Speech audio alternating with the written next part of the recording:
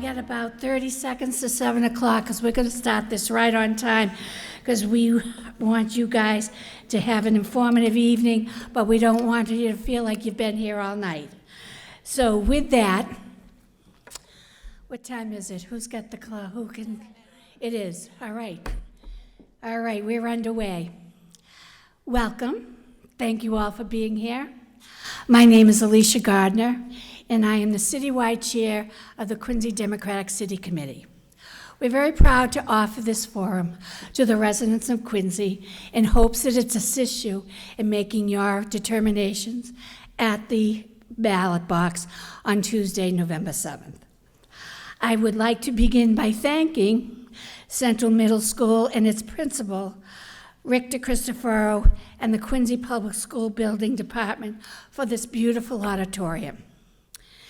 I also want to thank Quincy Access Television. The director is John Caleri, and its operations manager is Chris Potter. This evening is being shown live and will be rebroadcasted throughout the election season. Be sure to go to qatv.com for its dates and times. I need to also thank the chair of our election committee, Mike Berry, and its members, Courtney Madden, Judy Capabianco, Tom Fabrizio, Elisa Bay, Sandy Callahan-Merrick, and Joa Benaventura for putting together such a great night. It is with team effort that something like this comes together. I also want to thank the members of our committee who submitted the questions for this evening. Thank you for participating as well. At this time, I ask that all of your cell phones be silenced, and if you would please stand for the Pledge of Allegiance. I pledge allegiance to the flag of the United States of America and to the republic for which it stands, one nation, under God, indivisible, with liberty and justice for all. Please be seated. Thank you very much. Would you mind putting that back over there? Thank you. All candidates on the November 7th ballot were invited to participate this evening. The mayoral candidates Thomas Koch and the mayor of our city and at-large councilor mayoral candidate Ann Mahoney will both be here this evening. Our at-large councilors, our Councilor Noel DeBona, Nina Liang, are participating, as well as the Councilor at-large candidate Scott Campbell. Thank you all for coming.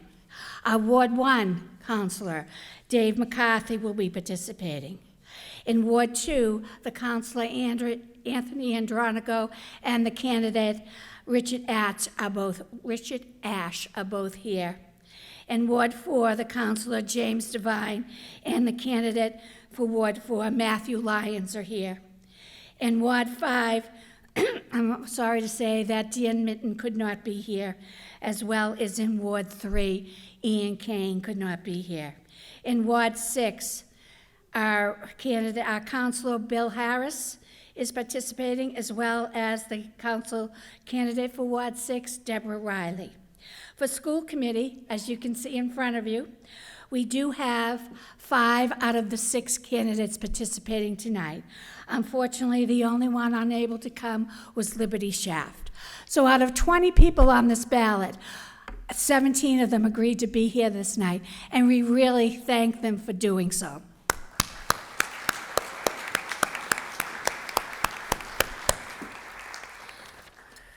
Just a little bit longer, and then I can leave you alone. The following will be the order in which the candidates will be called to participate. Up first are our at-large candidates. They will each have 2.5 minutes to introduce themselves and answer the following question. What are your top 3 priorities for the city as a whole? Next up will be the roundtable of our school committee candidates. They will receive 2 minutes to introduce themselves and answer the question, what are your top 3 priorities for the Quincy Public Schools? They will then be asked 2 questions by a Quincy Dem audience member and will be allotted 1.5 minutes to respond to each question. Following the school committee will be our ward council candidates, and they will have 2.5 minutes to introduce themselves and answer this question. What are your top 3 priorities for your ward and the city as a whole? Our final candidates for the evening will be our mayoral candidates. Each candidate will receive 5 minutes to introduce themselves and answer the question, what are your top 3 priorities for the city of Quincy? They will then be asked 4 questions by a Quincy Dems audience member. That will then conclude the evening. I also wish you to to know that these questions were all given to each of the candidates in advance of tonight's event. So they have had time to prepare a thoughtful answer to our questions. So with that, we're going to begin this evening by introducing you to our at-large candidates. Council President Noel DeBona is up for re-election, and then when I step back, you'll also meet Councilor Nina Liang. Thank you very much.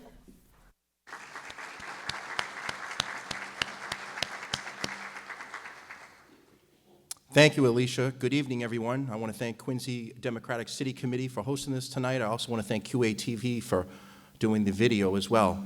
My name is Noel DeBona. I'm a city councilor at large, and I've had the honor of being the city council president for the last 2 years. I began my political career here in 2013, winning a seat on the school committee, and I served with 2 of the present people that are up here tonight. I live in the city of Quincy of the Marymount neighborhood. I have my wife, Neve. We have 3 young children. They're going to be 11, 9, and 7, September 30th and October 1st. So this weekend they have a couple birthdays. Attend the Quincy Public Schools. I'm a product of the Quincy Public Schools. I'm a 93 graduate of Quincy High School. And I also furthered my education with a bachelor's degree from UMass, University of Massachusetts, Boston. As I'm going to alter just a little bit on the particular priorities, also issues. So I thought it was a combination of priorities and issues. My 3 top components of priorities that I always have are education, public safety, and infrastructure improvements. Education, our Quincy Public Schools, we're roughly a little bit more than $110 million in our public school system, and it's very important that we have this new early childhood center. Hopefully we'll be opening for our special education here in January. We'll be having a meeting at the City Council chambers here on Monday to talk a little bit more with that with Paul Hines of the Public Buildings. Public safety, it's very important that we provide the proper funding for our police and fire departments here in Quincy. I was very supportive of the public safety headquarters, which will house not only our police department, but our administration offices for the fire department and the emergency management. And infrastructure improvements. Have been very supportive of the $100 million bond that we took for the capital improvement plan to really tackle the city with sidewalks and roads and work with DPW Commissioner Al Gracioso, which has done a great job. Those are really basically the main items of priorities that I'm looking to do, but what also are the issues that are going on in the city of Quincy? Number 1 is development. We got to make sure that our overdevelopment is sometimes pushed back on. That doesn't mean we can't develop. Smart growth, smart development is very important for the city. It revitalizes the city. But sometimes we have to push back. I was a very big component of the Fox Rock property up on the hospital site that started off at 600 units, and we got down to about 5. What are we at? Already? Okay. And then I also want to just polish up on residential tax exemption that I worked with my colleague right here on bringing that about. And also, I would like to thank everybody for tonight, and I'm asking for your vote on November 7th. Thank you.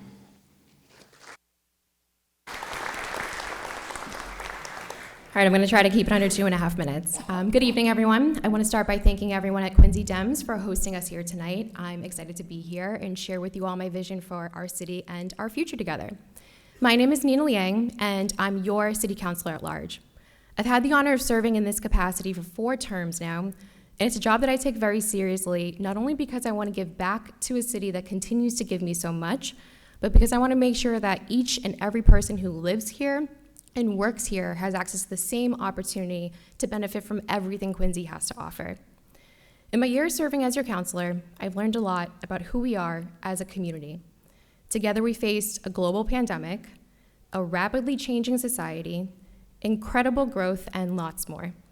And through it all, we've demonstrated that we are strongest when we work together, celebrate the differences that separate us sometimes, and plan for a future that makes room for each of us to thrive here. Looking to that future, my biggest priorities for Quincy are all driven by our biggest challenges in Quincy: affordability, traffic, and safety. The solutions to these challenges can all come together and come from intentional smart development. By taking into consideration supporting infrastructure that we need to think about to create accessibility, pedestrian safety, and public safety, it becomes not just about building structures themselves, but all of the things that we need that will then address the impacts from that growth. This is going to create the roadmap for us that we need to move the city forward to accommodate everyone from all levels of income and a variation of needs that come to the city. I'm also eager to begin the process of conducting a citywide rezoning that I introduced earlier this year. It makes sure that our city is not just affordable, but livable. By rezoning our city to reflect our current and future needs, we can achieve a residential tax exemption by creating more commercial development. We can curb congestion by planning for and accommodating for density into areas of our city that can actually hold it. And we can also create more affordable housing and senior housing to make sure that everybody has a chance to live and thrive. I'm hurrying, I'm trying. I also want to continue my work on making local government more accessible. One of the biggest strengths that I think we have here in this city is our incredible diversity. From the number of languages we speak to the number of cultures that are represented, we can tap into that as a resource for all of us if we make sure that our city and the services truly reflects the needs of all of those who call Quincy home. The last several years have brought significant change and progress to our city.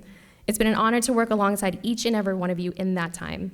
We're resilient, flexible, and adaptable, and we've proven time and again that when we can see past our differences, agree to disagree, and focus on our shared common goal of finding real solutions that make living here better for all of us, we really do succeed. I look forward to continuing that work with each and every single one of you. I appreciate your time tonight. Thank you for letting me go a little bit over, and I humbly ask for your vote on November 7th. Thank you.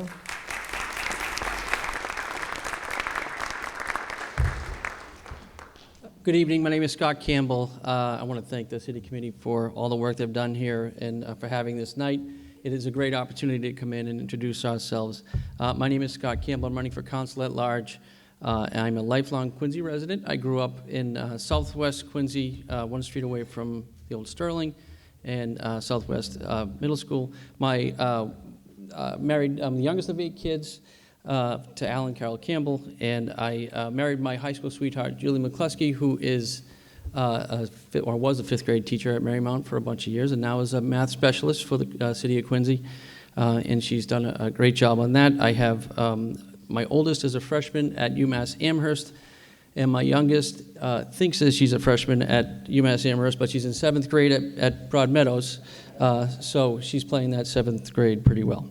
I want to just touch base, kind of just introduce myself a little bit. I've been in and around the city for my entire life, and I love this city.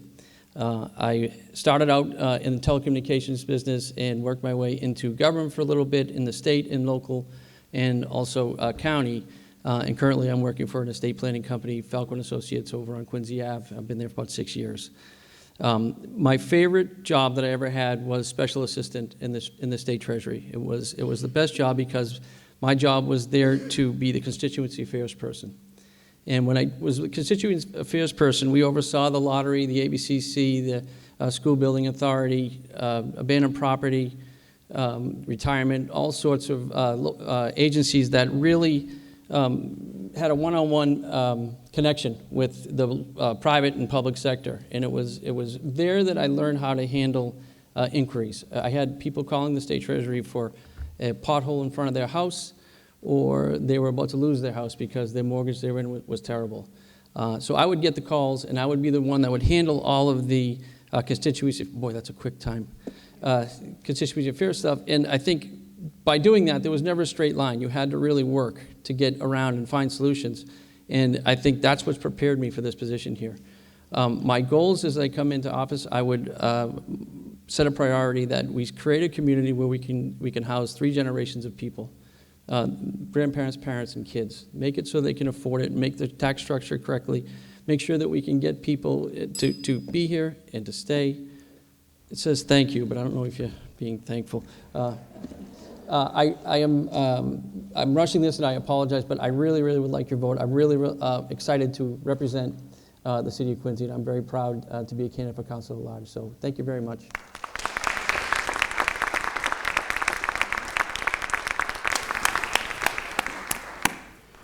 Thank you.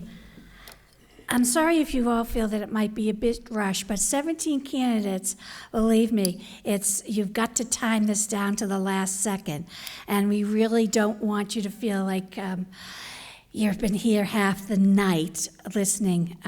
But I hope you're getting a view and a concept of our candidates. So the next group of candidates that are up is the Quincy School Committee. Extremely important function in our city as elected officials. They take care and watch over our children. So with that, I'd like to introduce to you the members, Paul Bergoli, Catherine Hobley, Frank Santoro. They're our current incumbent candidates, electeds. Up for election is our Courtney Perdios, and Vincent Tran. Welcome to all of you, and we are going to do this with the incumbents in alphabetical order first and go right down the table left to right. So thank you. And you will each have, what did we say now? 7 minutes, okay. Okay, who's doing that? 2 minutes to introduce themselves and answer that top 3 priorities for our schools. Thank you. Paul? Okay. My name is Paul Bergoli. I'm a lifelong resident of Quincy, growing up on Ballou Street in West Quincy. My grandmother was Maria, the same Maria who built and owned Maria's Restaurant in Braintree. I was educated in the Quincy Public Schools, as were my 2 sons. I earned a Bachelor of Science in Education from UMass Amherst, a master's degree in counseling from Bridgewater State, and an adjustment counselor certification from Northeastern University. I spent 34 years as a teacher and guidance counselor in Quincy. While in my roles as a teacher and guidance counselor, I spent 54 seasons coaching a variety of sports at all high school levels. After retiring from QPS in 2006, I was elected to the school committee beginning in 2012 and have served for 12 years. That's a total of 46 years serving the children and parents of this community in various capacities. That number is unmatched by any other candidate in this year's race. I'm also proud to say I, along with Bill Flynn and Jim McGuire, was a co-founder of Quincy Youth Soccer, an organization begun in the late 70s, which continues today serving thousands of our youth over the years. Also, I was Simone Leary, our co-founders of the North Quincy Women's Hall of Fame, an organization which honors the accomplishments of past players and coaches at North Quincy. In this upcoming election, experience, leadership, and common sense matter. There is a saying by Aesop which says, when all is said and done, often more is said than done. During my entire educational career, I've used my experience to serve the children of this city. I did not just talk about it, I've done it. A few of my accomplishments include the following. Brought engineering technology and television broadcasting courses to North, urged panic buttons be installed in all school offices, advocated CPR be taught to all middle and high school students, urged a comprehensive program to be created to address dating violence, initiated the abolishment of cell phone usage in school classrooms, urged the passing of Joanne Bragg's idea to require community service as a graduation requirement, urged full-time health educators to be brought back to the middle and high schools, urged the hiring of additional attendance officers. Does that mean the street lights are on? I have to go home? Okay. When you consider your choice for school committee, there is clearly only one candidate who has the experience, leadership, and common sense, and who deserves your vote. Please cast one of your 3 votes on November 7th for me, Paul Bergoli, for school committee. Thank you very much.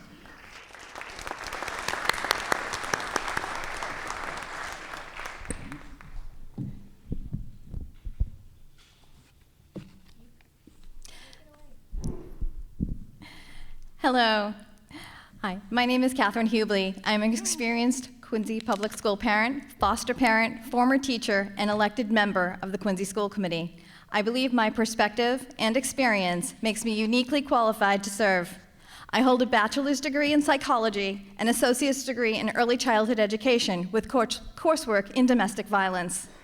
Prior to starting a family, I worked as a teacher of preschool through kindergarten for 9 years and hold a Director II certification from the Department of Early Education and Care. This experience and perspective is particularly valuable as cities and towns all across Massachusetts consider pathways to providing much-needed universal pre-K, which I am strongly in favor for and agree with Governor Healy that it is very needed. Our daughter Victoria was born 2 months premature, and our son Nathan was born with severe hearing loss, requiring the use of hearing aids. Both our children are doing wonderful today, and they have both encountered a lot of challenges along the way. It's critical to have a member of school committee who truly understands what it's like to be a parent in an IEP meeting discussing your child's educational future and how to navigate our school system's many resources. During the pandemic, my husband and I made the decision to become foster parents, again, as we did many years ago when we first started a family. We currently care for children in Quincy whose families are facing challenging times. In addition to foster care, my family is hosting a high school student from Hong Kong, China, for the next 3 years. Through this experience, I am learning firsthand about the challenges and how to better our immigrating population. I've been the president of the Wollaston School PTO and the Quincy Citywide Parents Council. I'm a founding member of Porch Fest Quincy team and a volunteer for Quincy Pride. My commitment is to bring my perspective as a parent, foster parent, teacher, and school committee member to ensure that our students receive an equitable educational experience across all schools, embracing each school's unique qualities. My top priorities are school safety, recovering learning loss, and school transportation. You can read more about these priorities in this week's Quincy Sun and on my website at kathyhubley.com, which are translated. Thank you.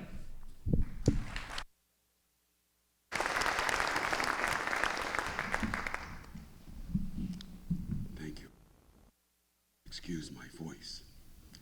I had a throat operation a couple of weeks ago, so if you can't hear me, I apologize. My name is Frank Santoro, and I want to thank the Democratic Committee for this opportunity, as well as QATV. For those of you that do not know me, I've spent my life here in Quincy. Also, I've been involved in public education since 1971. I was the principal at Central, the principal at Quincy High School, and I had a lot to do with the design of Quincy High. I also am currently on the new Squantum School planning team. I want to tell you that my whole life has revolved around public education. I'm very happy to have served with these two people, as well as the rest of the committee, bringing the Quincy Public Schools through a very challenging 4 years, and we did so with success. I currently sit on the Board of Governors for Quincy College, and as well as being the Vice Chair of the Quincy School Committee. I'm also the Chairman of the Quincy Asian Resource Board of Directors. So, I will tell you that it's been a great run, and I want to continue. I'll also say my 3 priorities at this point is security and safety of our staff and students. That's of utmost importance. Secondly, we came through the pandemic with a lot of children needing extra services in social, emotional, and behavior. I want to focus on that as well as we've been doing in incorporating some things. And my 3rd priority is to hire a staff that is more reflective of our student population. Thank you very much.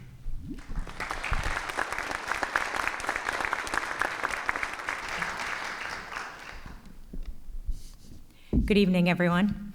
My name is Courtney Perdius, and I'm running for a seat on the Quincy School Committee. Let me start off by telling you why I'm running. Although we have many perspectives represented on the school committee, there's no one on there right now that has children currently in the Quincy Public Schools. I strongly feel that we need the voice of a current QPS parent on the committee to make sure that the discussions that we're having and the decisions we're making are relevant to our students and address the needs they have today. I have 3 children, all in Quincy Public Schools. My oldest is a 10th grader at Quincy High. My middle is in 8th grade, right here at Central. And my youngest is in 7th grade at Point Webster. I've been a volunteer in Quincy schools and an advocate in our school community for over 10 years. Currently, I'm an officer on 3 schools' PTOs and executive board member of Citywide PTO. Over the years, my volunteer work in the schools has connected me to many families across the district, as well as many teachers and staff in our buildings. It's through those relationships that I hear about issues our kids are having and learn about the experiences other families are having in QPS. It's not enough, though, to simply know what the issues are. You have to be willing to speak up, ask tough questions, roll up your sleeves, get to work, and solve them.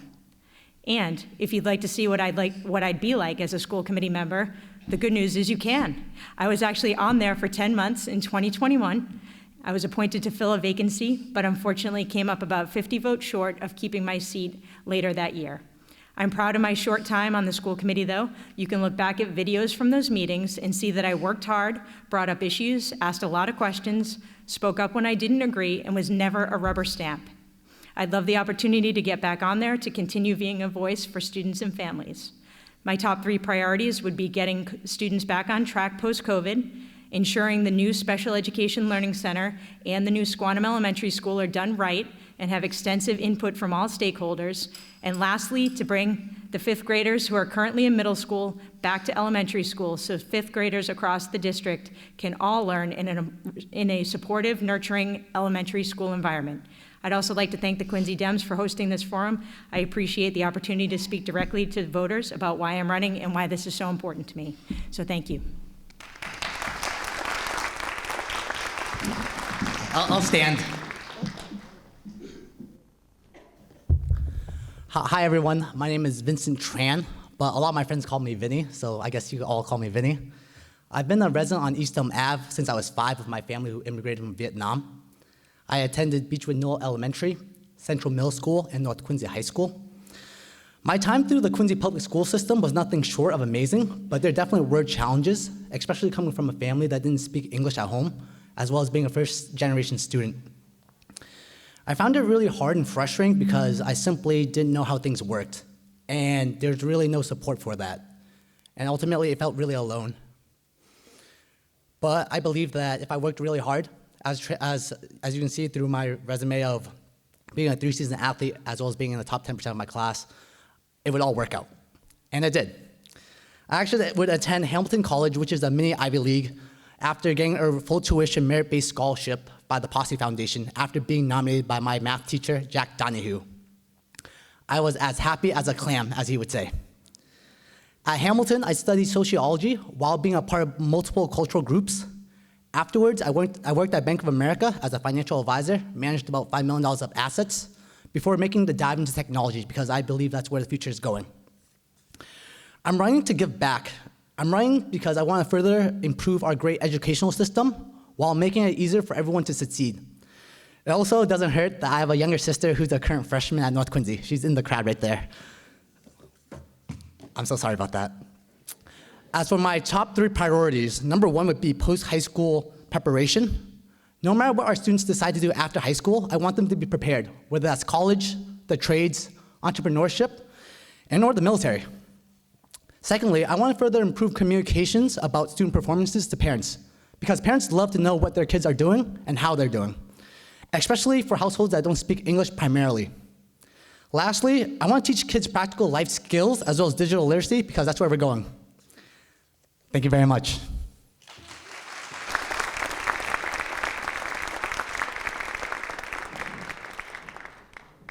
I'm sorry, Vincent, you could have finished that last priority. It's important.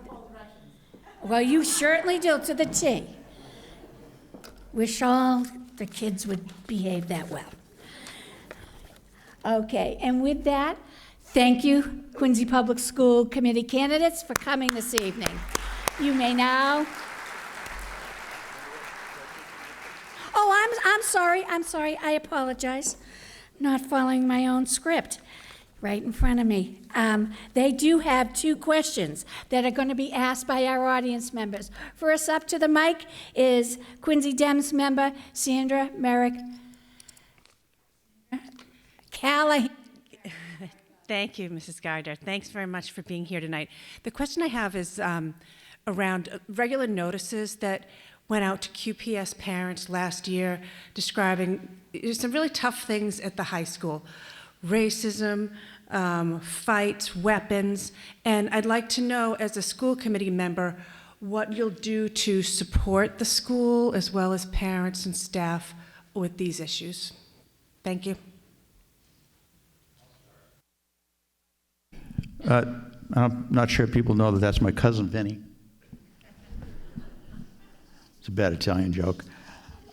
I've always believed that there's no such thing as a bad kid. Some of our students come from difficult situations and are prone to make bad decisions. The vast majority of our students are respectful and do the right thing. It's a small segment of our students who engage in inappropriate behaviors. As a member of the school committee and former adjustment counselor in Quincy Public Schools, it's my responsibility to ensure all students and staff feel safe and their well-being is protected. Let me be clear. There is zero tolerance for any weapons to be brought to school. That's a felony which has resulted in exclusion from school and possible prosecution. Quincy Police Department and the school system work cooperatively in these situations. Some of this bad behavior, including fighting and racial bigotry, is encouraged on social media. Teaching our students that social media is not the answer for all their needs is important. Teaching safe online behavior and limiting screen time is critical. Learning to manage changing emotions, particularly in our adolescents, is also critical. Our students need to learn coping and stress management strategies to express their wants and needs, and this should be implemented across the curriculum. Depression, anxiety, and suicidal ideation are not just words. They are real for some of our students. It's important to invest in our social emotional programs as well as partnering with our parents to ensure our students are feeling good about themselves, learning not only self-respect, but also respect for others as well. Continued use of the vocal survey, which is a student assessment of the atmosphere and culture of the building, is useful in evaluating how students are feeling. Modeling good behavior is also a skill in which our students need to learn. I believe we should institute an adult mentoring program where students can meet with a mentor on a regular basis. In conclusion, there are consequences for bad behavior, but before these behaviors happen, our efforts should be focused on trying to reduce these behaviors through various teaching tools. Thank you very much.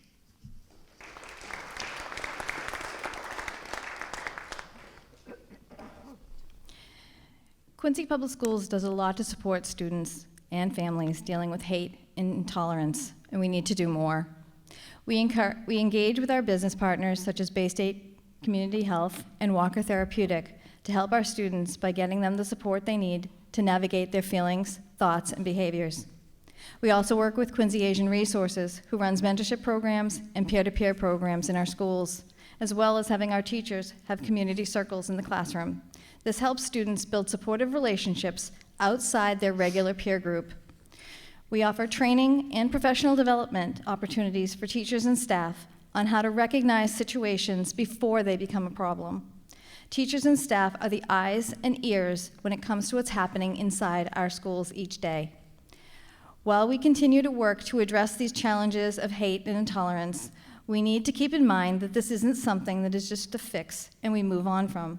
Hate and intolerance shows itself in many forms and is unfortunately a very human experience and comes from a place of insecurity and fear.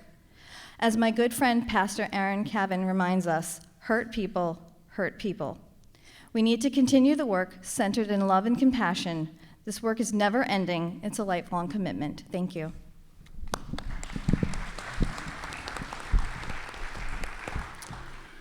I taught a course to prospective principals on how to create school culture in climate. It's very important that the teachers have ownership, the parents have ownership, and the students have ownership in running their school. And you can do that in various ways. Richard, you may remember this. Emily Hajar was a president of the student council. She ran the assemblies. Emily Hajar was the principal of Quincy High School. they have to have ownership. I also want to let you know that approximately 50 to 60 of our incoming 9th graders will not make grade 10. They've been allowed to move into high school without passing a subject. You can't be 16 and drive your car to the 8th grade, so they know they're coming. I had a special program for those kids, one that would change their whole daily life, one that promoted safety, security for them before they were released into 1,600 kids. That's the audience you need to get, and I fully support that program coming back to both those high schools. Thank you.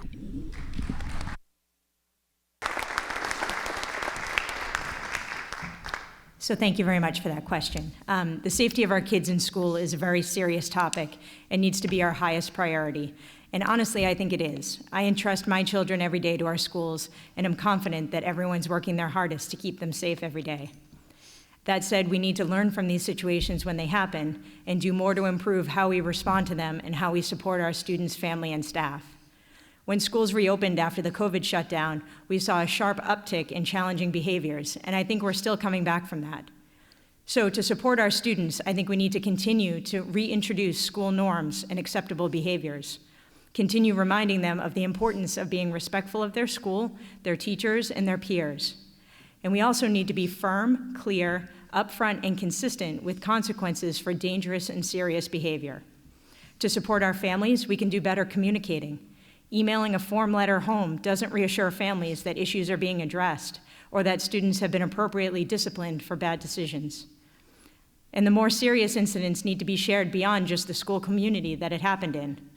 For our staff, we need to make sure that they have everything they need to keep our kids safe. When I was on the school committee, I asked for a review of safety protocols and security equipment in our school buildings. That study has since been completed, and when I get back on the school committee, I'll be advocating for funding whatever the study found that our district needs. We also need to immediately resolve the contract with our bus drivers and our high school security teams. It's their job to keep our children safe, so making sure their needs are met and getting them a fair contract is definitely a priority for me. Thank you.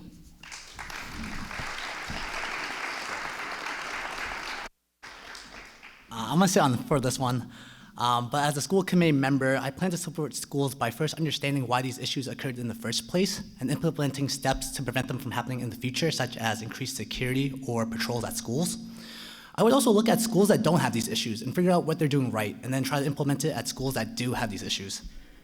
I understand that each school is different, there's different solutions and different problems, but I want to set a standard for all schools across the board and have open communication among each other.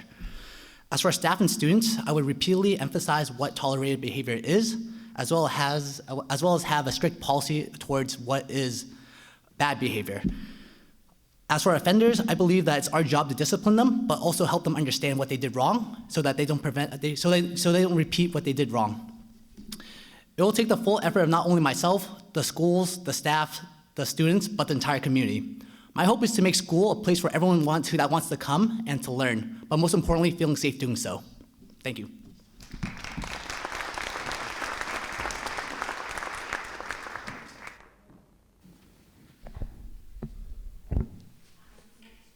Is Mr. Bob LaRocca. He happens to be the Ward 5 chair of our committee. Ward 3, I'm sorry, you used to be in 5. Used to be. And then there was redistricting. Yep. So with that, thank you. And if you be sure to clearly be loud, they do know what you're going to ask them. So I want to be sure that the audience can hear what you're saying. So thank you. Thanks, Alicia. Thanks, everybody, for coming here tonight. Again, I'm Bob LaRocca.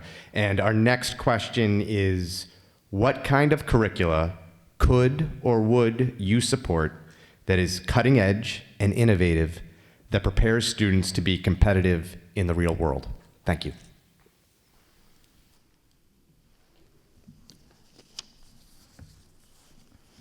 I think we're beginning to understand that college is not for everyone.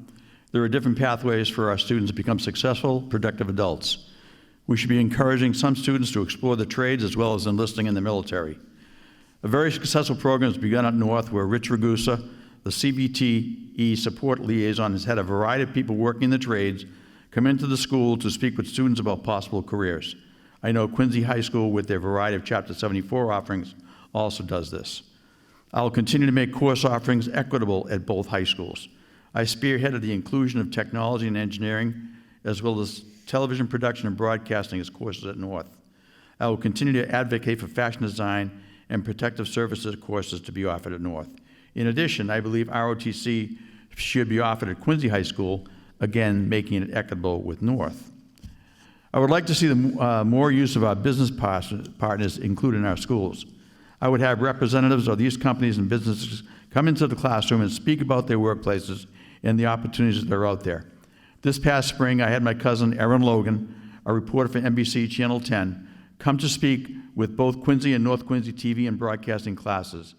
As a result, this fall, Erin will work with the broadcasting students in a talent coaching seminar, including the basics of TV performance, active communication, and digital storytelling. Consideration should also be given to resurrecting the work-study program as an option for our students. Again, while college is valuable for some of our students, exploration of other pathways for work should be options for our students. Thank you.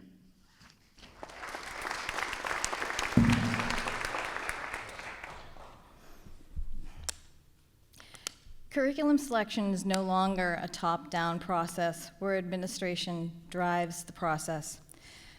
The school committee and administration determine curriculum needs based upon real data. When the data identifies needs, we assemble a cohort of professional educators to evaluate and recommend curriculum. The recommendations from educators are reviewed by the leadership team based upon several factors, including how it aligns with DESE requirements. The recommended curriculum is then piloted and evaluated for effectiveness. If proven effective, the new curriculum is then further implemented in our schools. Only then, a data-driven, educator-led, student-centered process can we ensure our students will be successful in college, the trades, and beyond. Again, we look to our professional educators to drive the selection process for curriculum. Any school committee candidate that comes across that the process is biased for certain curriculum does not understand the educator-led, student-centered process and actual role of the Quincy School Committee. And again, my name is Catherine Huvely, and I ask for your vote on November 7th. Thank you.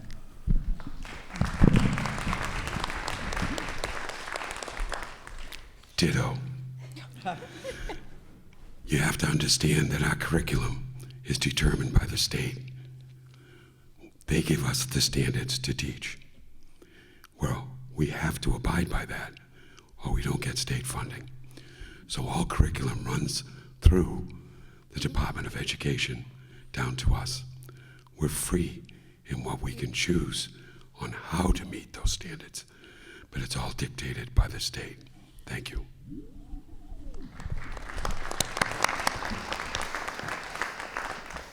So thank you again for that question, Bob. Thank you. Let me start by saying that I think one of the main ways to prepare our students for the real world is something that isn't actually new. It's giving them a solid foundation in the basics: reading, writing, math, science, history. And it's really something we need to refocus our efforts on, especially after COVID, where we've seen here in Quincy, as well as all over the world, student declines in these foundational areas. From there, though, I actually think we have a lot of programs in QPS that I'd consider innovative and cutting edge. The number and variety of career, vocational, and technical options that are available to our high school students is one of the best things about our school system. We offer them training and certifications so they're actually a leg up in those fields when they graduate. We also give students access to some really state-of-the-art equipment. Just last week at Quincy High's Back to School Night, my husband and I got to see the new video cameras, editing software, and the full production studio that students get to use in film class. Some really cool stuff. But I do have some ideas for things we could add moving forward. First, I'd like to see us continue to find ways to deliver advanced coursework and learning opportunities to students in younger grades working above grade level. Secondly, I'd really like to see us add some high school electives that could help students develop and build some life skills like money management and budgeting, setting financial goals, being an educated voter, understanding how medical insurance works, things like that. And lastly, I'd like to see us consider adding a STEAM component to the STEM programs that we offer. STEAM basically takes those STEM concepts and incorporates the arts into them, which can broaden the scope of the projects that students work on. Thank you.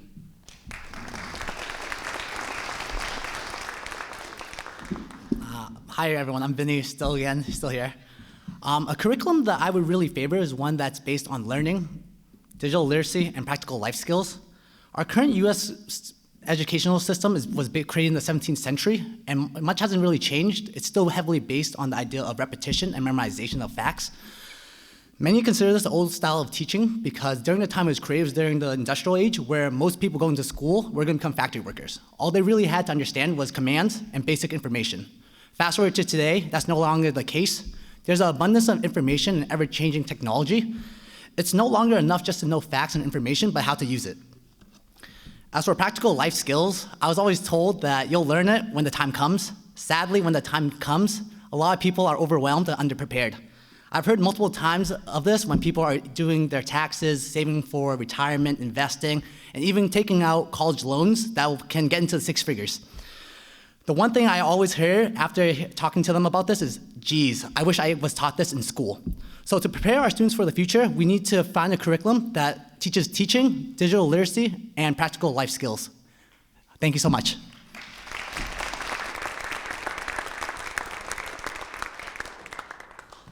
Okay. I want to thank each of you for participating. I knew you were under a very hard deadline, and we do appreciate you sticking to it. As it is, it's already 7:45. So we've got the mayor and other candidates. So thank you for coming.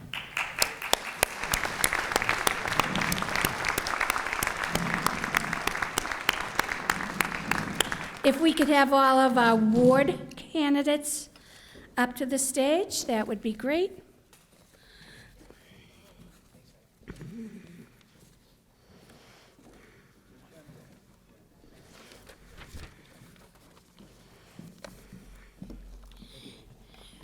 You're more than welcome. Thank you. Absolutely. Okay, we're going to go in order 1 through 6. Our first candidate for the night is our current city councilor, Dave McCarthy. Welcome, Dave. Is he not here? I did not get the list, so he's not here. Okay. All right. With that, gives us more time. We're going to go to our Ward 2 candidates. Our current councilor, Anthony Andronico, welcome. And candidate for Councilor Ward 2, Richard Ash. Welcome.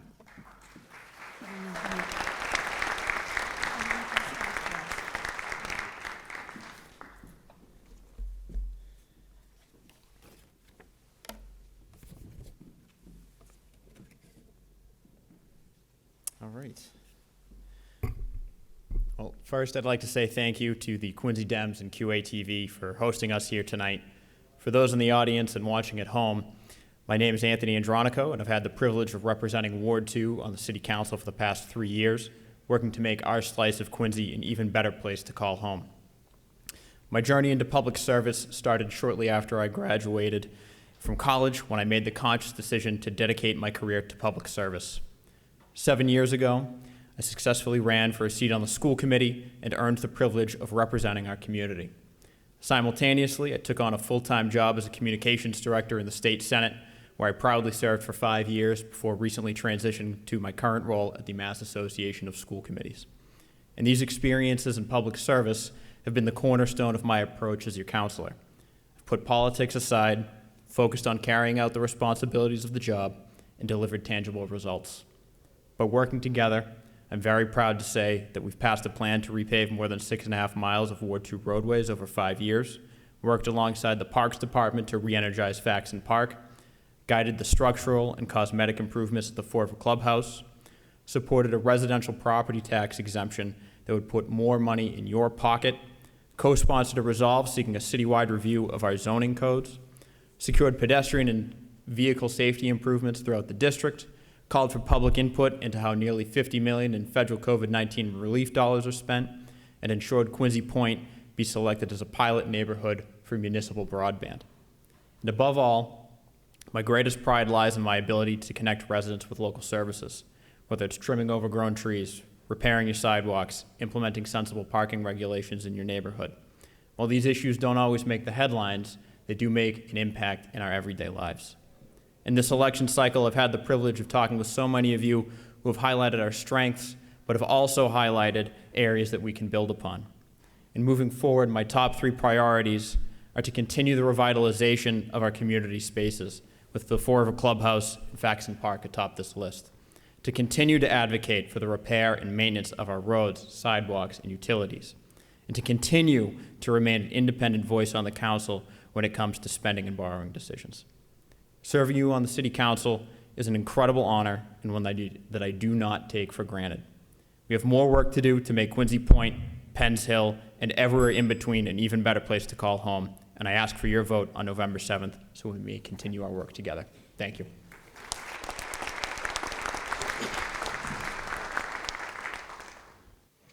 Good evening, everybody.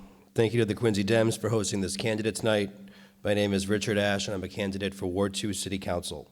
I'm a 4th-generation, lifelong Ward 2 resident and homeowner. I'm a civil litigation attorney here in Quincy. I recently stepped down as the president of the Ward 2 Civic Association to run this race. I am also the president of Quincy Pride. I'm a member of the Quincy Dems, and my top priority for the ward is our seniors and both their safety and livelihood. Ward 2 has the highest number of senior citizens who deserve to feel protected and cared for in their own homes. I recently represented the 1000 Southern Artery Tenants Organization with respect to grievances about their building and safety.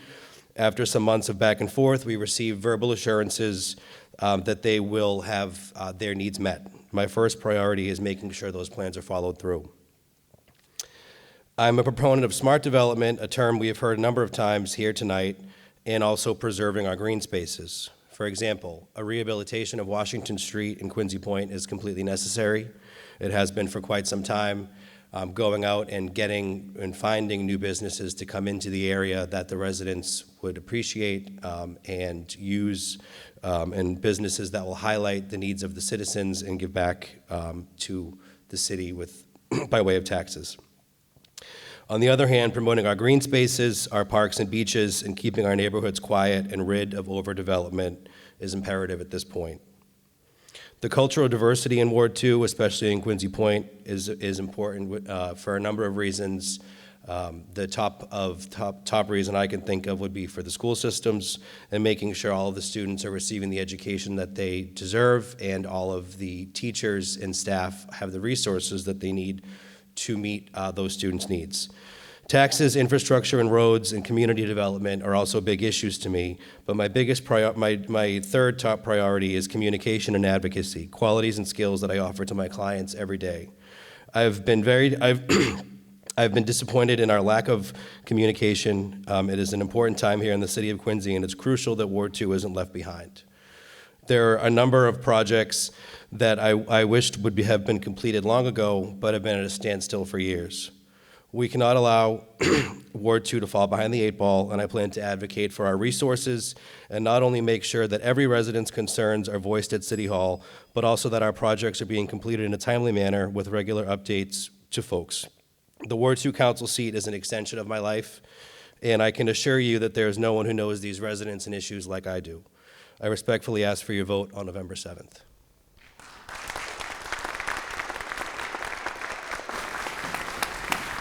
Thank you very much. Thank you very much, Mr. Ash. Next up are our Ward 4 candidates, Councilor James Devine and candidate Matthew Lyons. Welcome. And we defer to our incumbent first. Thank you, Alicia. You're welcome. Thank you very much. Sorry. Hello, everyone. Thank you very much for coming. Appreciate your time. My name is James Devine. I've been lucky enough to be the ward councilor now for 7 months. Ward 4, I always thought was the redheaded stepchild, and that we didn't get many things because we had low voter turnout. In reality, we just needed to ask for what we need. So in the last 7 months, I've been getting a lot of things done. Very simple things. Almost, to the point where it would seem not important, but it's very important to everybody that needs it. A person that lives at the end of the street, maybe their catch basin's backed up, and the city doesn't know it, and nobody's told them, and there's only 2 people that are actually affected. Nobody really cares, but when you get the phone call and you take care of it, it gets done, and it's very important to them. So that's a very important thing to me. But as far as the major things happening, as opposed with like development, we have a project called Transit-Orientated Development, which the state is going to make us take over a new zoning law. And at that point, it will be December 31st of this year. And it's going to change the zoning laws to make it easier for large developers to come in to a quarter-mile radius around the John Quincy Adams T Station. I've been working very closely with the planning and development to make sure that we can save our neighborhoods and scrape out these certain areas that are more industrial or commercial so that we can protect the neighborhoods. These types of things are extremely important to us. And then also traffic. Everyone has issues with traffic. Traffic's extremely hard to take care of. Most importantly, it's speeding. Speeding is the biggest concern for everyone. And I've been working closely with our community police officer and the new chief of police to try and work on these hot spots in these areas. But mostly, I've been working extremely closely with traffic department, which is incredible. To be honest, I've been working with all our community, all our departments, commissioners, superintendents. I want to be the voice for us, not only in City Hall, but also at Marymount with the Parks Department, or in C Street with all of our DPW.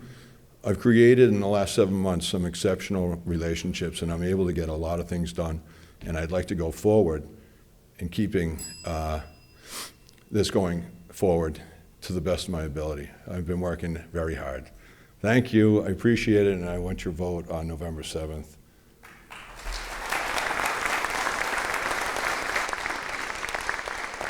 Good evening, everyone, and thank you for coming out.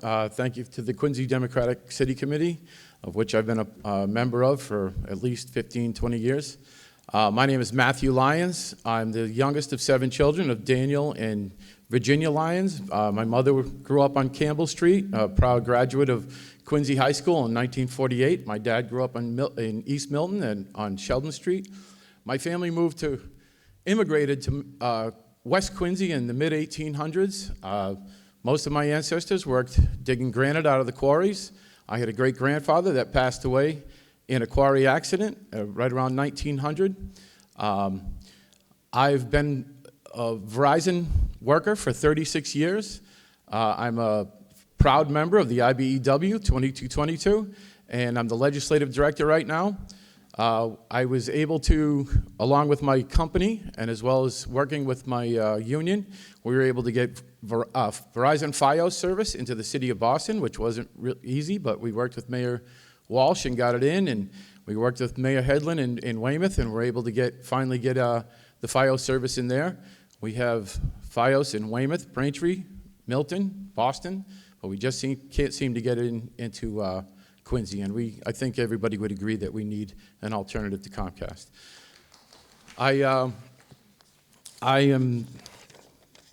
Should have taken this out before. I'm the legislative director. I'm the trustee of the Norfolk County Labor Council, as well as the executive board for the Greater Boston Labor Council. And I believe in the unions. The unions was what lifted my family into the middle class. My grandmother was a telephone operator from 1915 all the way to 1964, and her union job was what enabled my dad to graduate from Boston College High School and Boston College, and that's what moved my family into the middle class, and I believe that with all my heart. There are many issues that we have in Quincy, in Ward 4, that really need addressing. I will be dedicated to representing the people of Ward 4, and there won't be anything that will ever need to recuse myself from, and including the 99-year lease issue, which hasn't gone away, as the traffic, as well as the development, and being the dumping center for all the cannabis dispensaries. I think that, if there's like their attorneys say, that there's no difference between a liquor store and a dispensary, then the whole city should be able to share in having them. Please visit my website, MatthewLyons.net, and I look forward to getting to know all of you. Thank you very much.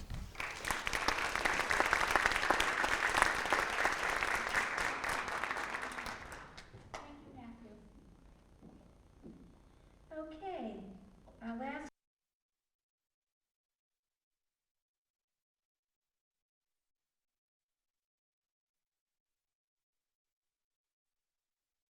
Ward 6 candidates, Councilor Bill Harris and candidate Deb Riley. Welcome. You're welcome.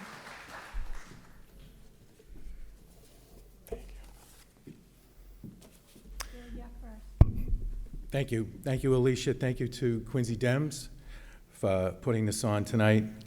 About 7 years, about 6 months, I've been in office. I didn't like the way I had to get into office, but I was able to win a few elections after that. And I have to thank someone who has stood by me, and I would be remiss if I didn't mention my wife of 36 years, who, whether our dinner is being interrupted over in Marina Bay with somebody who needs something done, or wasn't happy that we didn't get something done. But that's the life of a ward councilor. One thing, obviously, the news always finds Ward 6 in it, and that's our battle with Boston over the Long Island Bridge. There are folks in Quincy, other parts other than North Quincy, Wollaston area of Ward 6, Marina Bay, that feel that that isn't one of our important issues. Well, it's the whole city's issue.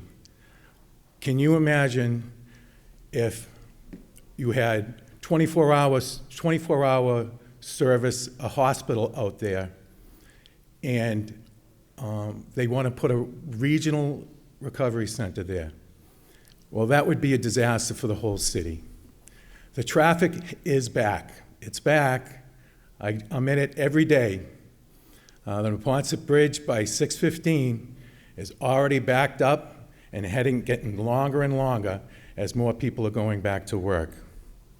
I want to thank our mayor, our state legislators, Representative Ayers, Senator Keaton, because with their help, we've been able to hold off a nightmare ready to happen, and it will be a nightmare. Also, and I promise that I will not back down, despite it's a heart-wrenching thing. You see what's going on in Boston. It disturbs me at times that I'm putting this fight up, but it's all about public safety in our neighborhoods. My time is up, but I want to thank you again, and please, I'd be honored if you'd give me your vote on November 7th. Thank you.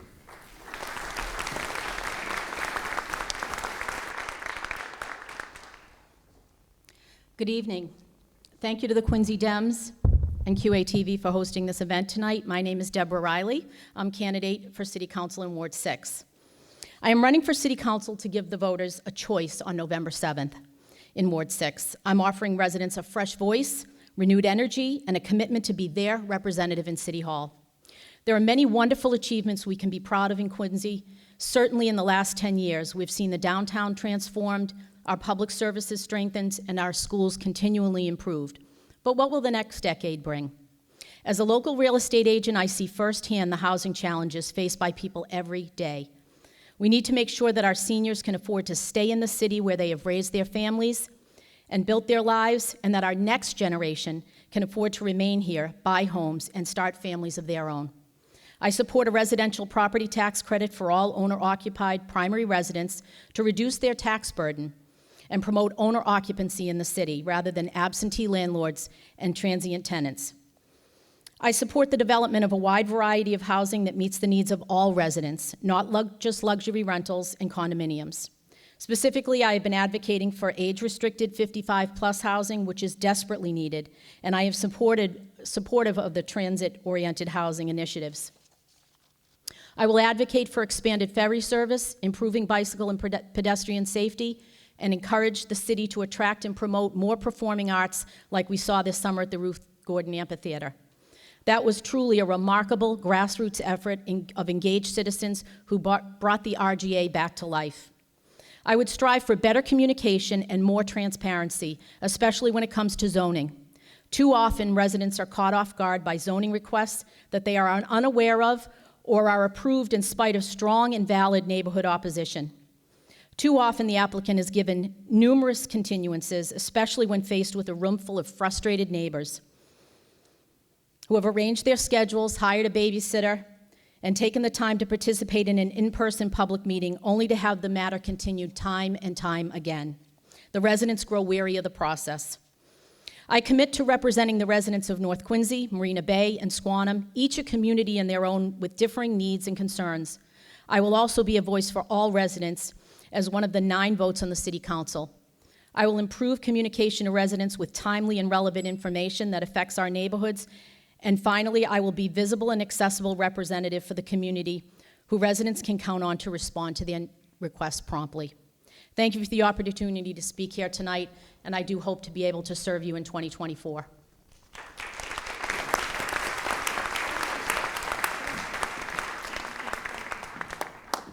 Thank you, Deborah, as well.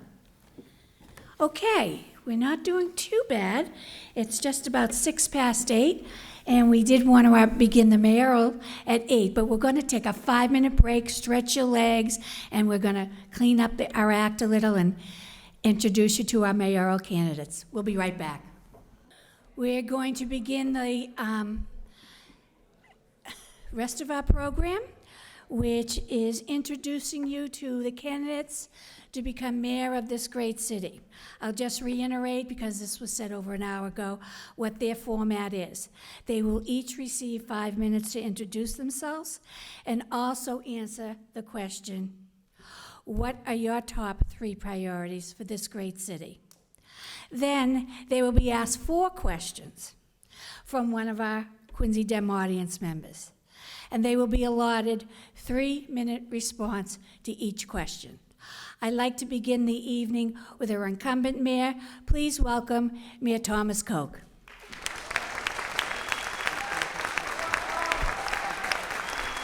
Thank you, Alicia.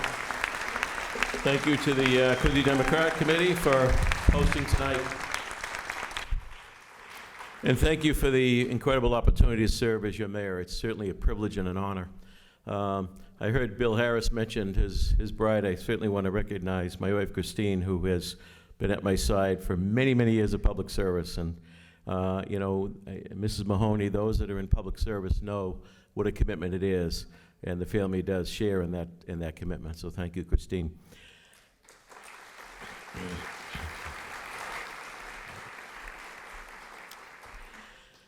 You know, serving as mayor of the city, there are many, many issues and challenges that we face in any setting. First and foremost, in any city, the most important thing we can do is to make sure the city is safe, that you, the citizens, are safe in your person and your property.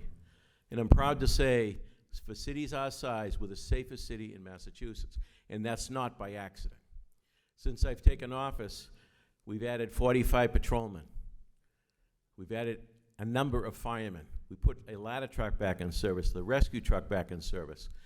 We continue to hire the best and continue to train, which leads to excellent response times. I get stories all the time from the public in the incredible professional way our firefighters and police officers deal with the public. So public safety is number 1. Number 2 after that, I think the most important thing we do in local government is educate our young people. And I'm so proud of our school system in so many ways. We've come so far. And certainly as the mayor, I chair of the school committee, I set the bottom line budget and then become one of 7 members of the school committee, how we disseminate that. My goal has been, and I think we've succeeded quite well, is to provide as many resources as we possibly can to meet the challenges the schools, and it hasn't been an easy few years, obviously, with the pandemic. We're in our 4th new school through the School Building Authority, and we're building a first of its type for municipality for a school for students with autism. Absolutely remarkable, something the city hasn't done yet. It keeps our kids home in their own community.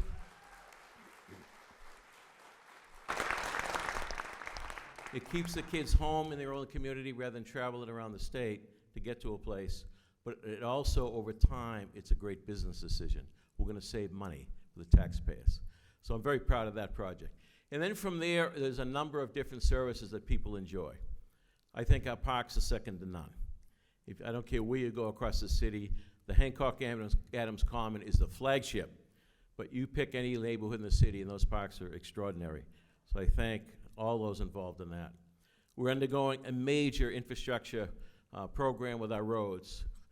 You know, there used to be, years ago, the deal was you paint the street black with a half-inch of blacktop, and they'll constantly be dug up because of what's under them. We made the commitment to replace the gas lines, replace the water lines, fix the drain lines, then rebuild the street, and you shouldn't have to touch that street for a long time. I'm so pleased to say we've done 250 streets over the last 5 years, about a quarter of all the streets in the city of Quincy.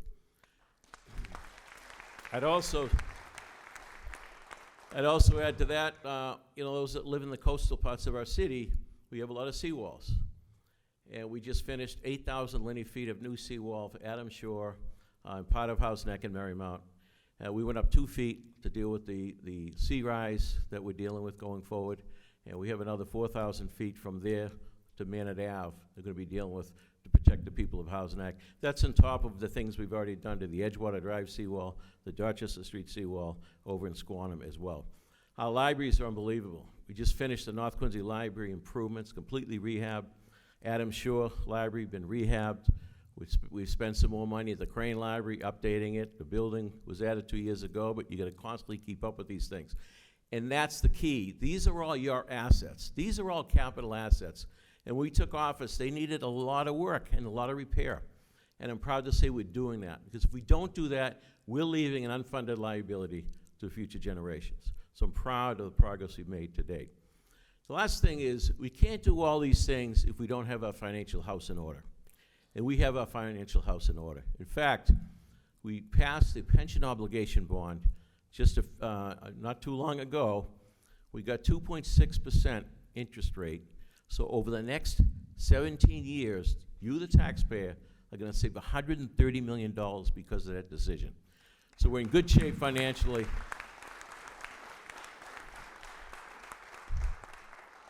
We're in good shape financially, which means we can do all these other things to improve the quality of life. I look forward to the discussion tonight.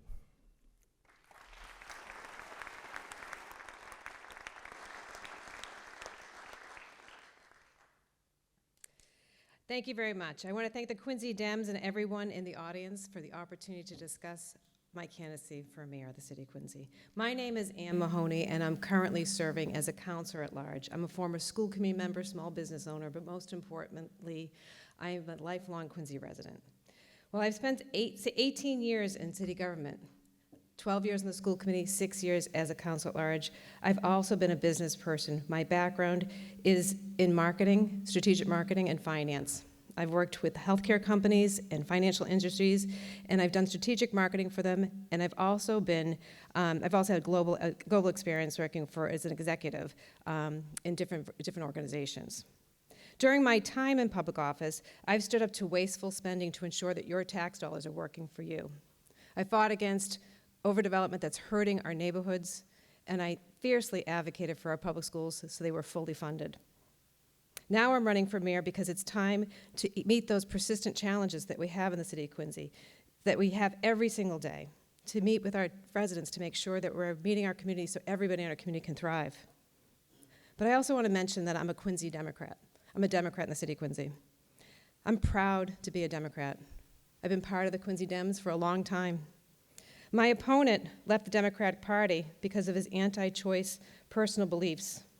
He went as far as saying that he was disgusted by the party because he doesn't believe that it's a woman's right to make their own decisions about their health care and their reproductive issues. He thinks conception begins at life, and abortion should be illegal at all stages. That's disconcerting to me as a Democrat and as a woman.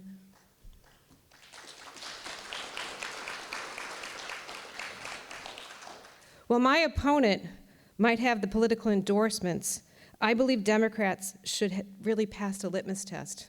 It's really upsetting to me because we are being attacked throughout the country on our reproductive issues and our rights. My daughters do not have the same rights as I did. Your children do not have the same rights as you did, and that's terrifying to me. There are some things that just don't pass that test, and we really have to stand together to make sure that we're protecting the rights of females, and that's where we need to really focus when we're focusing on being a Democrat and those values. We can't change that. And I'm really disappointed in the Lieutenant Governor and the Governor for their endorsement, but I can tell you that it's not the most important thing when it comes to this race. The most important thing when it comes to this race are the people of the city of Quincy. And that's why I'm running, because the people, our constituents, have not been heard for quite some time from this administration. I'm very, very proud of the endorsements that we have received in this race.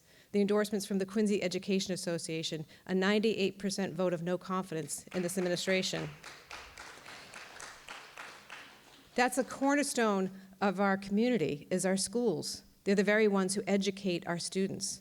I'm also extremely proud of the endorsement of the SEIU 509, who represents our human services workers and our educators for mental health, clinicians, and social workers. Why is that so important to me? Because we're in a state of mental health crisis all over the country, and just like that, we're doing that here in the city of Quincy, and we need their help. I've spent my time serving the city of Quincy and making sure I serve the people who I represent. I found ways to work with my colleagues and our residents to move issues forward, even though we have a city that is a strong form of mayor. Type A strong form of mayor. That means the corner office is the one who usually gets to make those changes, yet we were able to make changes with my constituents to be able to push forward and make sure that our community was being heard and seen. I'm running for office because I believe that we need to meet that leadership.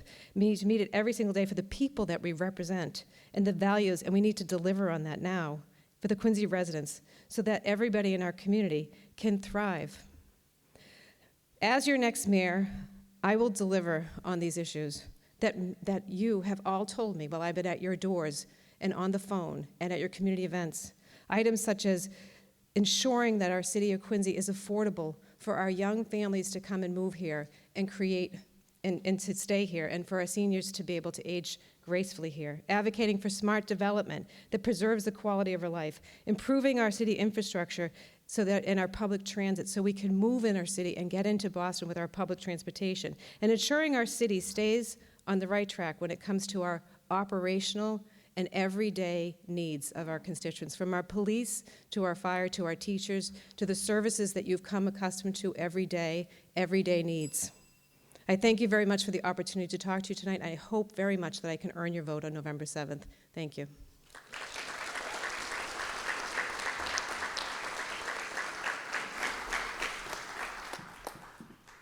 Courtney, our first question, and our audience member? It's me. It's me. Hi. Ooh.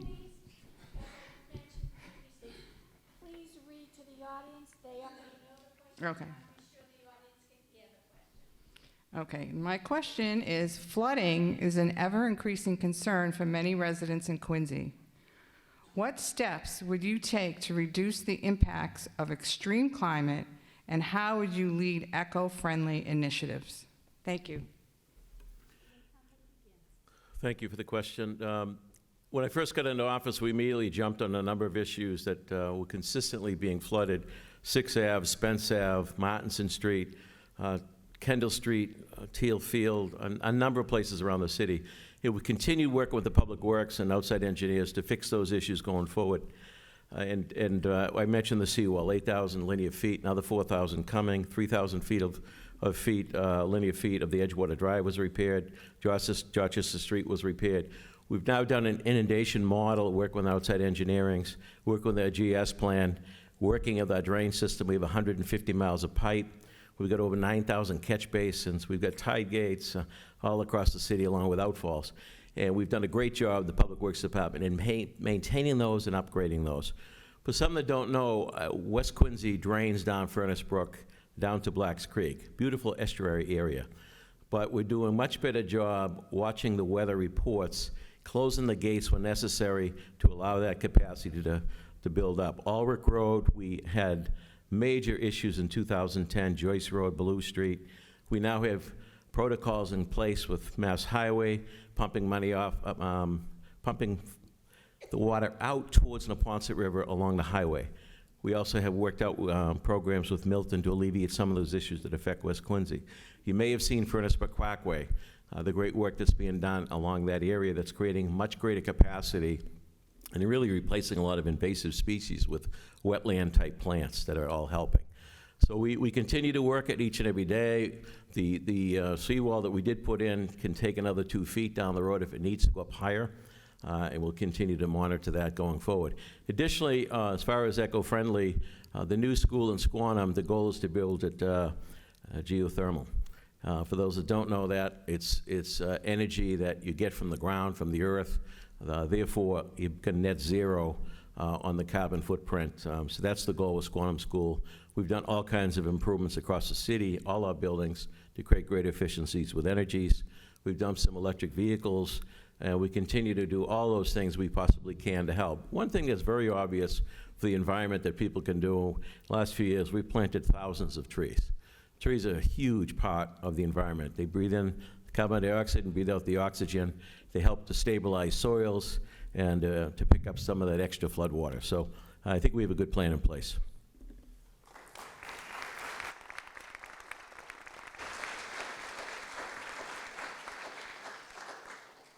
Thank you very much. Flooding is something that I personally grew up with, so I know what it's like to have a house that floods. As a counselor at large, though, I actually helped a neighborhood, Jewett Street.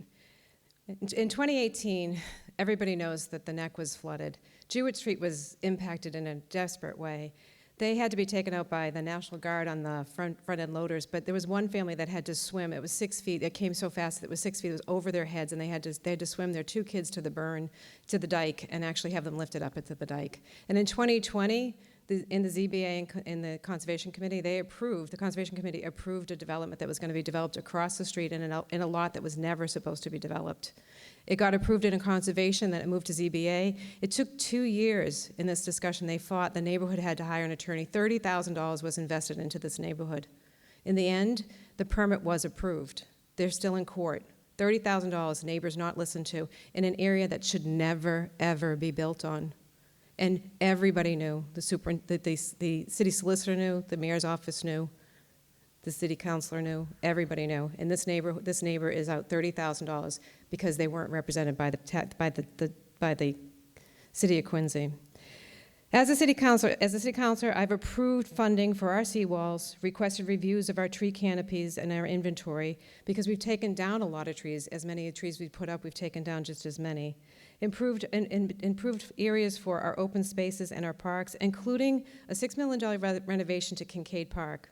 West Quincy over by Kincaid Park had flooding issues. This was solving the flooding issues over there as well, and it actually also put in its first new splash pad, showing that I can work across the board with people, and I'm so proud of that work that was done.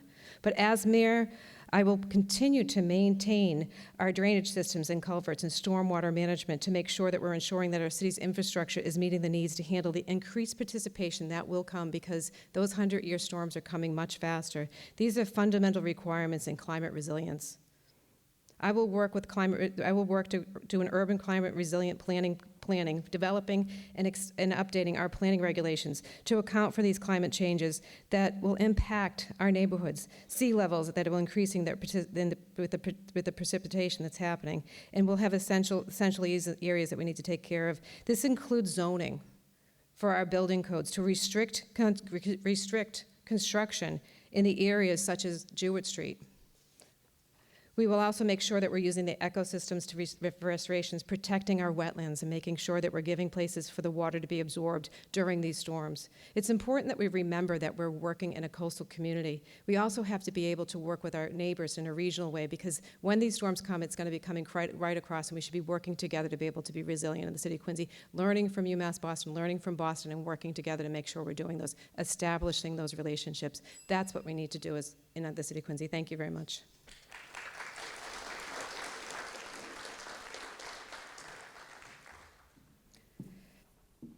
Welcome, Ruthie. Please come to the mic to ask your question. Hello, I'm Ruthie Dollarhide from Ward 1. With all the new development in the city, what are your plans to mitigate the traffic? Good question. Thank you, Ruth. I remember the Lieutenant Governor saying a couple of years ago, there's no traffic in Detroit. With success comes some challenges. Now, being next to Boston, we also deal with the cut-through traffic coming up 3A to the Neponset Bridge, cutting down Willow Street to get off the highway. So there's those types of challenges. But since we've been in office, we've done a number of projects, a number of intersections, working with the council mentioned building relationships. So we've done that masterfully. State legislators, our governors, and the various Mass Highway folks have worked with us. We rebuilt East Howard Street at Quincy Avenue. We built Squantum Street and Hancock Street, completely redone. C Street at Quincy Shore Drive, all redone. The next phase will start in the spring. $12 million, state and federal dollars, not city dollars. That's going to go all the way down to Palmer Street. We've got a traffic engineer who's second to none. We have the most MyoVision intersections, which is the best technology you could have, which monitors the traffic, allows them to manipulate from the computer in the office and make changes on site. We continue to do that. So we've made some great projects. The other thing that is interesting is things like the gate opening at Independence Avenue, the Quincy Adams Station. People that lived at that part of our city used to have to either drive or walk to Quincy Center. We opened that gate up, and that reduces traffic in the neighborhood because now so many people can walk directly to the station. I'm a big advocate of the ferries, and I know that there's some people in the room who work very hard on that, working with Lieutenant Governor Kim Driscoll, who had great success in Salem with water transportation. I think water transportation on Boston Harbor should be far more robust. We got cities all on the waterfront. It's done all over the world. I think that is going to be a help and a relief going forward as well. And I think as we continue to work with Governor Healy on getting the MBTA back in a place that has good service, I think that will help us as well. And I think we'll probably be a year out from turning the corner on the T service in that regard. But we continue to monitor the situation, continue to make improvements at every intersection, continue with the lane markings, keep them fresh and bright so the pedestrians feel safe, the bike lanes so the bike folks feel safe and we share the road. I think we've made great progress in all those areas.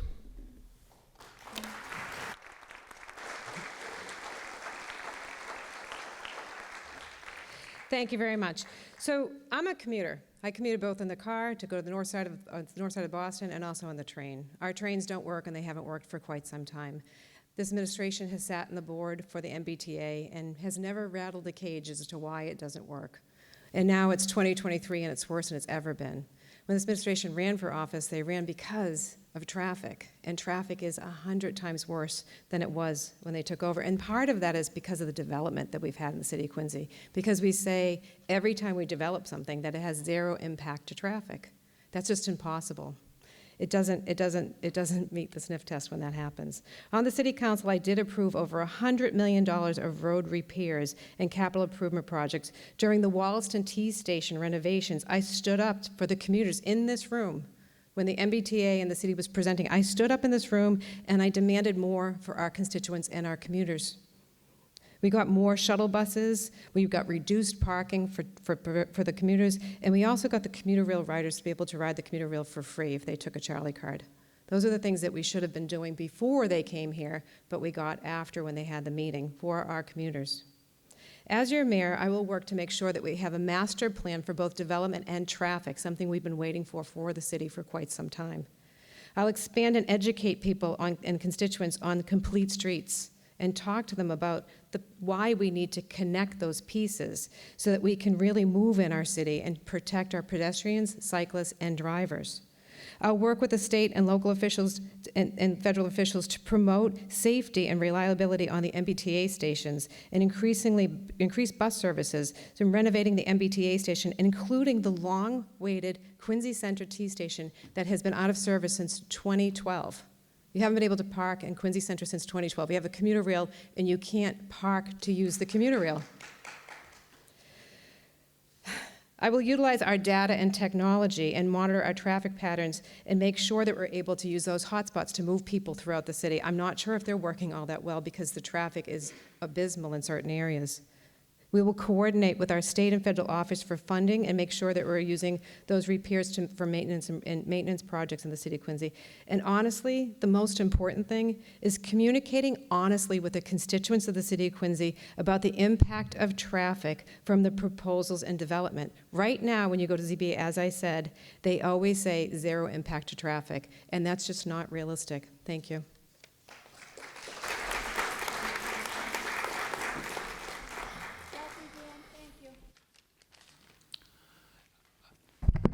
My name is Dan Hacker, and I'm the Ward 6 Chair for the Quincy Democratic Committee.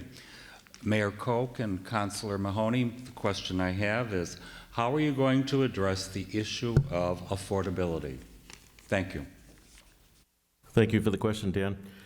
We've been actually doing that right along. A number of years ago, inclusionary zoning was put in the city ordinance, which requires developers to contribute either a fund or with units to help create more workforce affordable housing units. Since I've been in office, we've done over 600 affordable units, working with people like NeighborWorks. You see the Veterans Housing on Temple Street, 32 units for homeless veterans, the Joe Finn building on Hancock Street, the Watson at the Shipyard, a number of projects that have been identified, and it's gone quite well. In addition, we use some of those funds from those developers to get through some very challenging times. When that coastal storm hit down on Post Island, we used some of those funds to put those people up in hotels and paid rents for them for a period of time. And it was a good example of how we can use money to help people get through a crisis. So affordable housing is going to continue to be a challenge. We have an affordable housing committee that works very hard on it. Part of the problem is the values are so high. One of the reasons the values are high and rents are high is there aren't enough units. My opposition talks out of both sides of her mouth. She said we should stop development, we should create more affordable housing. Well, we got to do that in a responsible way. And one example, with all the units we've created, only 23 of them have been added in residential A neighborhoods. Those are the single family type neighborhoods. Most of the units have been along the spine of the track, industrial zones, business B or business C, residence B or residence C. So we need to continue to do responsible building to meet the needs so that we can help to at least stabilize the rent numbers going forward. And by the way, this isn't unique to Quincy. We're part of a region here that is extremely challenging. There's a shortage of housing units in this region, which makes it more challenging. If we're going to survive economically in this region, we've got to meet that challenge for these young people, young professionals that have chosen this area. So we have work to do, but I think we've made some great progress dealing with all the folks in this world. I've had great relationships with the state officials on this. And again, talking to Governor Healy and Lieutenant Governor Driscoll, they're very pleased with the progress we made in Quincy, and they've said we kind of are a model for some other communities. So we'll continue to work it, and I look forward to meeting those challenges going forward. Thank you.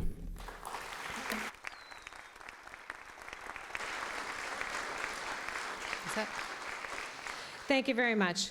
I was very fortunate when my husband and I got married. We bought my great-grandparents' house. It was the only house in Quincy I ever wanted to live in as a little girl, and I convinced my husband it was the right place to live, and we've been there for 29 years. I'm the 4th generation to live in that house. My kids are the 5th, and my dream would be that one of my 3 kids could afford to buy this home. I don't think it's attainable the way things are going right now. And that's happening throughout our whole city. Generational Quincy is going to change in the next 10 years if we don't find creative solutions on how we can make development work for everybody who lives in our city. This isn't just a Quincy issue. I agree with that. Our current mayor has failed to really thread the needle on this real issue that's going on for 16 years. Neighboring cities have found creative solutions to increase their housing stock and prevent displacement of longtime residents. Our neighbors like Chelsea have been working to address this problem for quite some time. Salem with ADUs, accessory dwelling units. I'm committed as mayor to ensuring that people can continue to afford to live and raise their families in the city of Quincy, and more importantly, that our seniors have a place to be able to call home as they retire and feel secure in their community.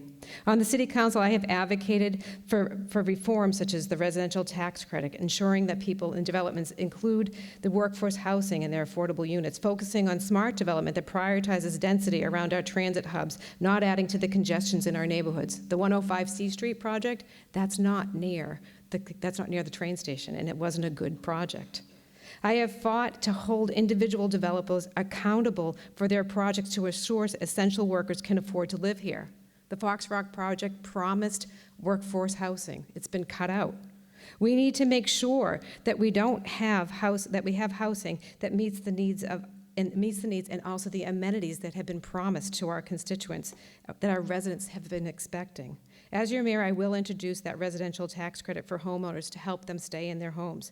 I'll update our housing production plan that will include the current housing needs, the requirements for people of all economic levels, so we know what we're building to for the future.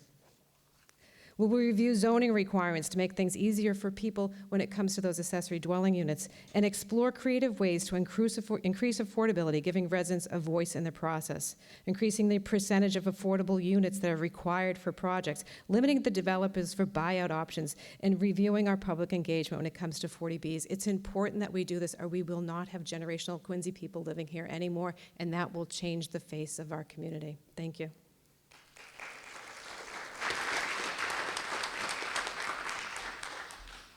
Thank you both for being here. My name's Courtney Madden. I'm the Ward 5 Democratic City Committee Chair.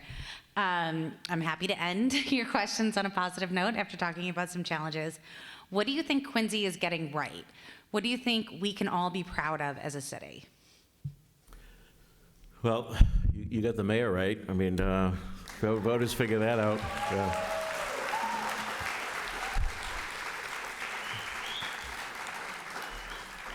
I've never been proud of our city. We're a gateway city. We have folks that come from all over the world. For 100 years, we've been a place that immigrants come and feel welcome. We treat them with respect, and we treat what their challenges and their needs are. And, you know, a rising tide raises all ships. So when you talk about beautiful parks and roads, new buildings, new schools, that helps everybody. That's equal treatment for all in so many ways. You know, the Hancock Adams Common, when I go up there and see some of the great public events we have there, and concerts, seeing the community come together, we're the 7th largest community in Massachusetts, 12th in New England, yet we still have that nice town feel. And certainly I'm so proud of that, and I'd like to continue that. I'd just like to make a couple of points. You know, my opponent is quick to point out issues, but yet to produce any really substantial solutions.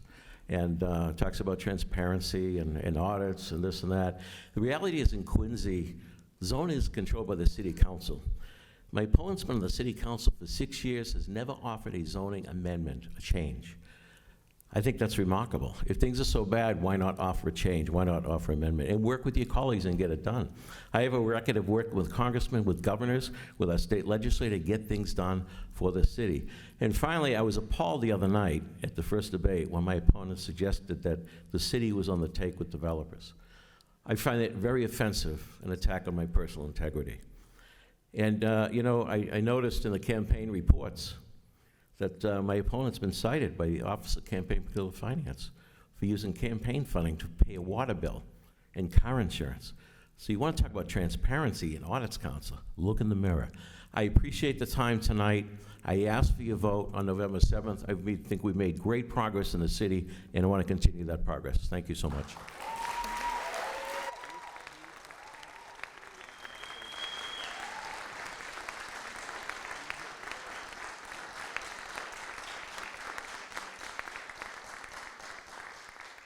Well, I'm going to have to definitely look into OCPF because I definitely didn't pay my water bill or car bill.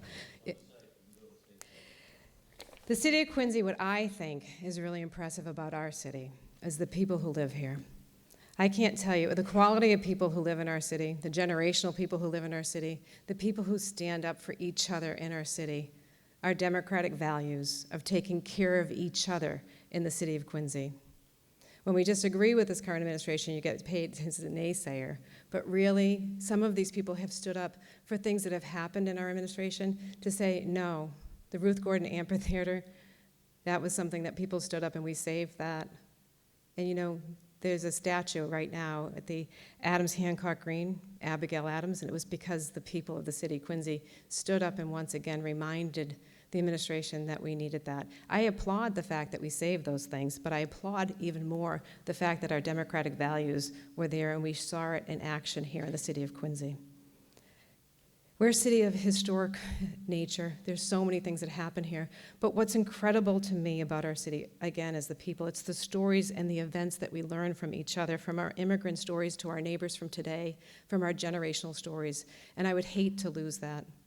When we listen to the people like my father who grew up in Quincy, listening to the stories of him and our neighbors, the McDonald's, when they would talk about how they would come to my house, the Ferreter's house, to get their pictures taken. Those are the things that make my heart just swell with pride when I come from Quincy, knowing that these are the things that mean so much. Matt Lyons, his family was from around there as well. But that's all over the city. It's not just my neighborhood, it's every neighborhood, and it's what makes Quincy so unique. And we're chasing people out of our city because we're not considering how we're going to be able to keep the next generations to stay here because it's getting too pricey for people to live here. I'm running for office to protect those very special values that we just talked about. I worry without real leadership in City Hall that that vision that we have right now in Quincy might slip away. And then we're just going to be left with high-end rents and people who don't have those same values that we have here in the city of Quincy. We welcome people all of the time to the city of Quincy. We're open to the people who live here, but we also love to tell the stories and share our community values. When I think about, again, when I think about our housing crisis, I see our longtime residents and future generations being priced out. I also see it as being really transient because we're not building homes, we're building rentals. I want to thank the Quincy Dems for hosting us here tonight. I'm not going to fall victim to being able to answer things because that's not the campaign I'm running. The campaign we're running is very positive. It's about the people who live here in the city of Quincy, about giving them a voice as part of their government, and that is what's so strong about our community. I urge voters to really take a hard look at the differences between our campaigns, and I ask you to support our election on November 7. Check out Vote Mahoney and vote on November 7. I really hope I can earn that vote. Thank you.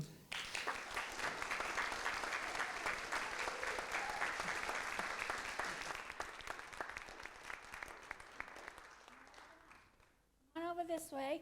Shake hands. I actually talk to Republicans, so you can shake hands with each other, right? If I can do it, you can do it. Exactly. Exactly. Well, I hope you all enjoyed this evening. Did you? Did you find it informative? We work hard to try to provide that to you. I'm Alicia Gardner, a very proud city chair for the Quincy Dems, and extremely proud lifelong resident of this city. I thank you for coming tonight. Vote. Vote in every election. Don't miss one of them. Good night.